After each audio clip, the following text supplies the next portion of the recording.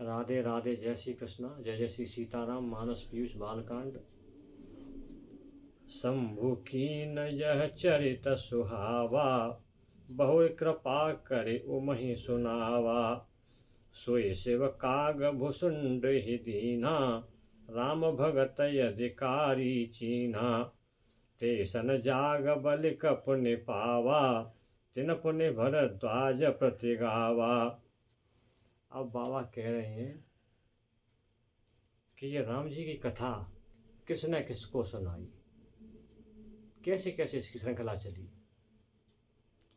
तो सबसे पहले शिव जी ने यह कथा माँ पार्वती जी को सुनाई। शंभु कीन चरित सुहावा, बहुत कृपा कर उमय सुनावा। माता पार्वती पर बहुत कृपा करके और भोलेनाथ ने यह कथा मैया को सुनाई। उनको सुनाने के बाद फिर ये कथा शंकर जी ने कागभूषण जी को सुनाई। कागभूषण जी को क्यों सुनाई?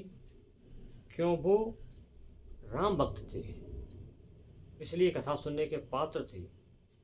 जो राम भक्तों का वो सुनेगा, जो राम विमुख होगा वो क्यों सुनेगा? तो कागभूषण जी भगवान श्री राम के परम भक्त थे, इसलिए वे कथा सुनने के अधिकारी थे, कथा सुनने के पात्र थे, इसलिए भोले बाबा ने उनको कथा सुनाई। और कागभूषण जी ने ये कथा याज्ञवल्क्य जी को सुनाई, और याज्ञवल्क्य जी ने ये कथा भरद्वाज जी को सुनाई।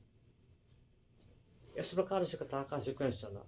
भोले बाबा ने माँ पार्वती जी को, फिर कागभूषण जी को, फिर कागभूषण जी ने याज्ञवल्क्य जी को, याज्ञवल्क्य जी ने भरद्वाज जी को।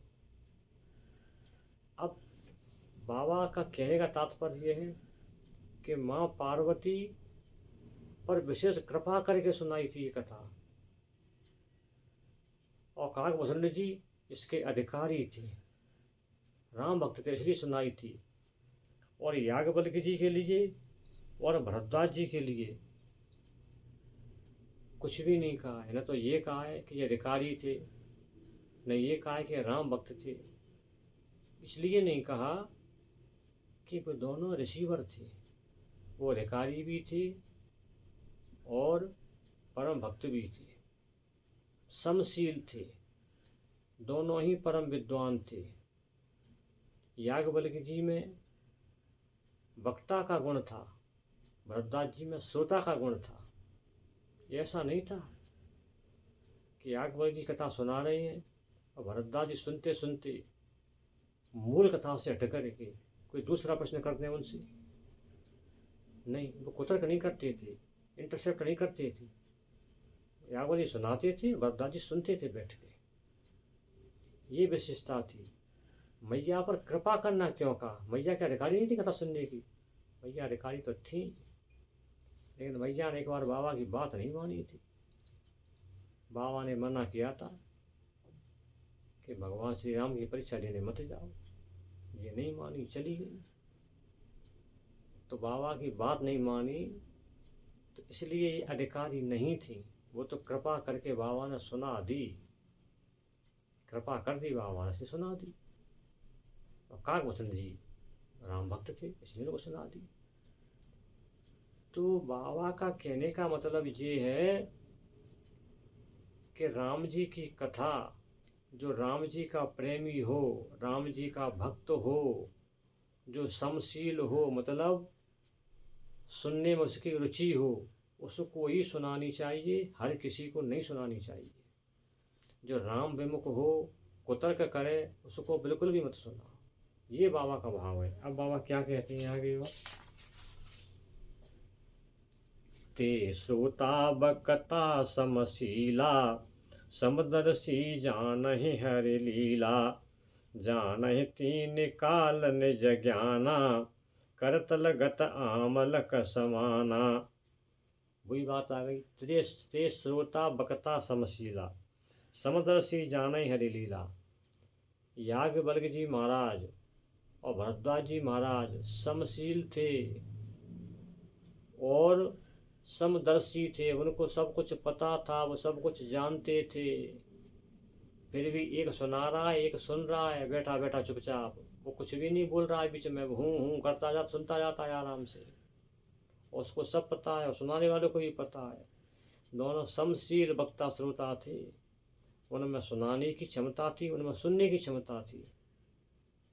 कैसे? वो तीनों कालों की बात को जानते थे, त्रिकालदर्शी थे तीन दोनों के दोनों।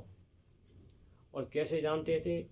जैसे हथेली पर आंवला रखा हो तो आंवले का एक एक रेशा, एक एक तंतु आपको स्पष्ट दिखाई देता है। रख के देख लेना, बिल्कुल दिखाई देता है आंवले का एक एक डोरा सा उसमें कहाँ कैसे कैसे है। आंवला मान लो, या फिर तो अपने हाथ में जल की बूंद रख लो। जल की बूंद रखोगे तो आपको अपने हाथ की एक एक रेखा साफ साफ दिखाई देगी, दर्पण सा बन जाएगा। तो उनके हाथ पर पूरा ज्ञान आंवले के जैसे रखा हुआ था। उनको पता था सब, कहाँ क्या है, कौन सी कथा कैसे है, कौन सी जगह में क्या हुआ और कौन सी जगह में क्या होने वाला है, सब पता था। फिर भी उनकी सहनशीलता देखिए कि सुनाने वाला सुनने वाले को अपमानित नहीं कर रहा है और सुनने वाला सुनाने वाले को अपमानित नहीं कर रहा है, वो उसका सम्मान कर रहा है, वो उसका सम्मान कर रहा है। ये है बाबा का भाव कि कथा हर किसी को नहीं सुनाने की, जो भाव से सुने, जिसकी रुचि हो, जो भक्ति भाव से सुने, उसको सुनानी चाहिए। इसलिए बाबा ने यह व्याख्यान यहाँ पर दिया है। जय जय श्री सीताराम। राधे राधे, जय श्री कृष्ण।